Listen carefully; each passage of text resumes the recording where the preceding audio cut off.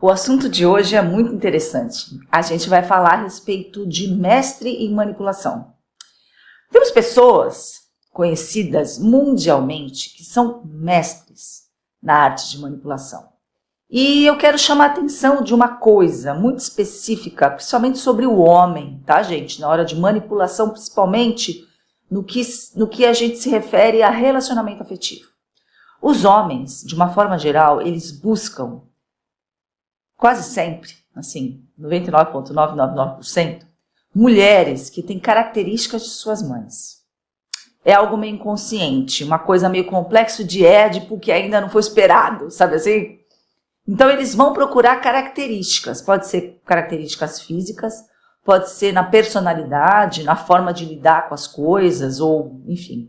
Eles vão identificar ali características que para eles são consideradas importantes, que aquilo foi marcado e gravado no inconsciente deles, e eles vão procurar mulheres com essas características. Darei o primeiro exemplo mundialmente conhecido, Meghan Markle. Eu vou colocar algumas fotos aqui, são algumas fotos muito comprometedoras, tá? Mas vocês vão entender o que eu estou falando. Meghan era uma mulher de Hollywood. Era uma mulher que interpretava, uma mulher que cresceu ali, né? Trabalhou aqueles programas de auditório, tipo Silvio Santos, com aqueles vestidinho curto, oba-oba, sabe assim? Ela trabalhou num programa que ela era a mulher da maleta. Então, bem daquele estilo Silvio Santos, né? E depois ela começou a fazer pequenas atuações, e até que ela participou daquele seriado, né? Onde ela ficou mais conhecida. E ela fazia, muitas vezes, cenas tórridas, com lingerie, de sutiã, peito de silicone, aqueles beijos mais, né, calientes, aquela coisa, né, aquela pegação na TV. Então, ela, de longe, ela não era uma pessoa lá muito tímida, até para você fazer uma cena dessa. Eu, por exemplo, já não conseguiria fazer, porque eu já sou mais tímida, eu sou uma pessoa mais que eu, né? Mesmo ela sendo atriz, a gente sabe que tem atores e atrizes e cantoras que são tímidas, mas para fazer esse tipo de cena, você já tem que ter, acredito eu, uma certa desenvoltura. Era uma pessoa que frequentava as festas de Hollywood, tinha sido casada, se não me engano, com um produtor, um diretor, não sei, dessas séries, né?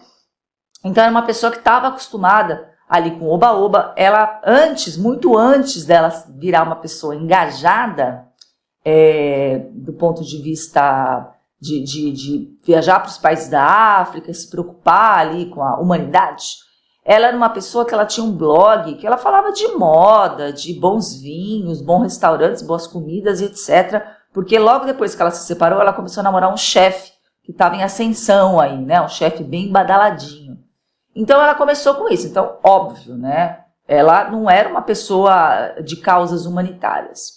E ela é uma pessoa que ela foca bastante nas coisas que ela quer, o que não está errado. Mas se você começar a identificar a vida dela um pouco antes dela começar a se relacionar com o Harry, e isso tudo que eu estou falando, eu não estou falando da maldade, não.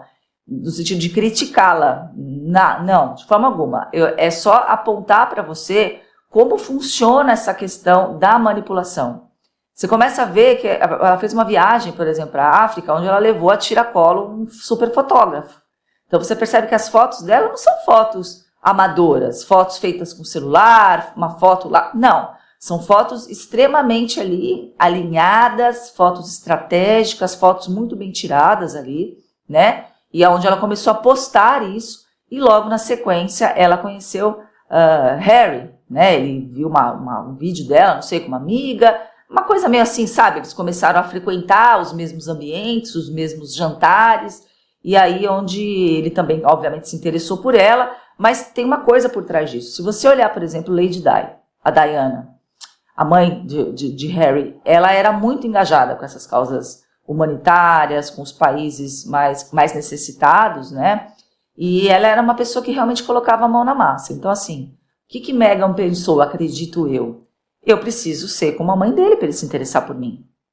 Porque se eu for uma patricinha, ele provavelmente não vai se encantar, ele não vai me eleger.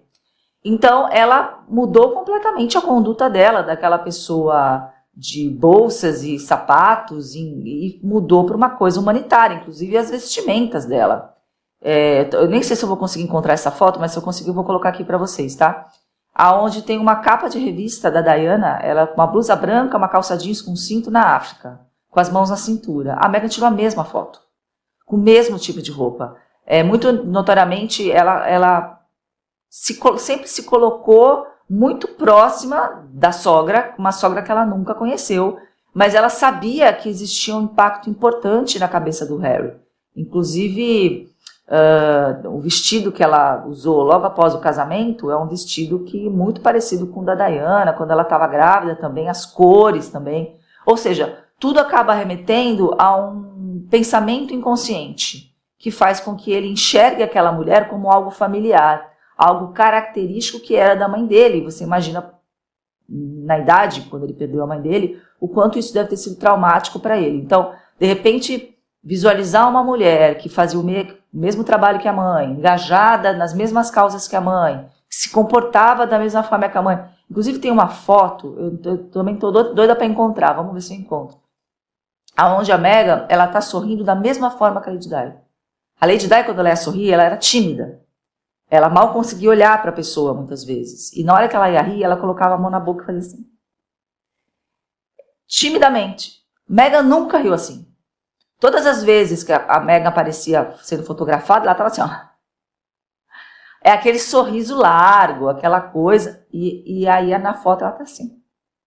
Isso não combina com a Meghan. Ela não é desse jeito. A pessoa que fez aquelas cenas vai sorrir. Agora eu virei tímida?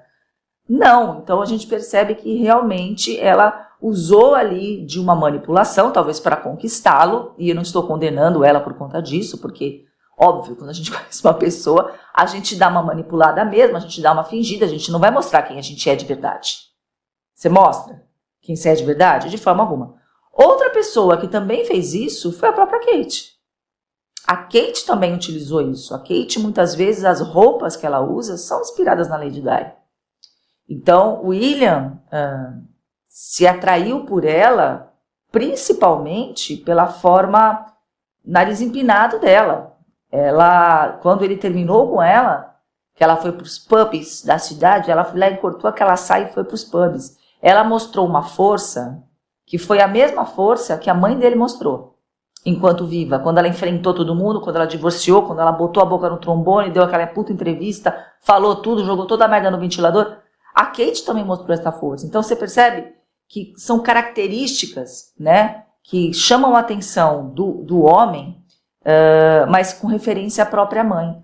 Comece a observar. Pega os homens que você conhece, né, as pessoas que são casadas, quem são as mães desses homens, e começa a comparar. Muitas vezes não é fisicamente. Você vê que a Meghan não tem nada a ver fisicamente com a Lady Di.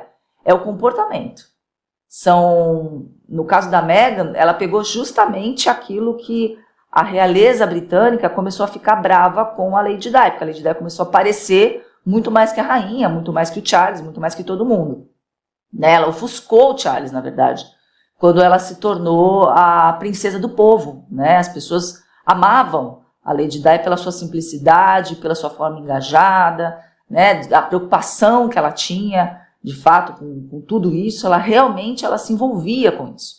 Então, a Meghan pegou esse aspecto, que com certeza foi muito, muito forte para o Harry, e usou isso ao seu favor. Kate e Meghan, elas são mestres em manipulação. Inclusive, eu acho que elas deveriam fundar uma empresa que seria um sucesso, né? Como fazer a manipulação para fazer a cabeça de um homem. Presta atenção nisso, gente. Bons estudos. Um beijo.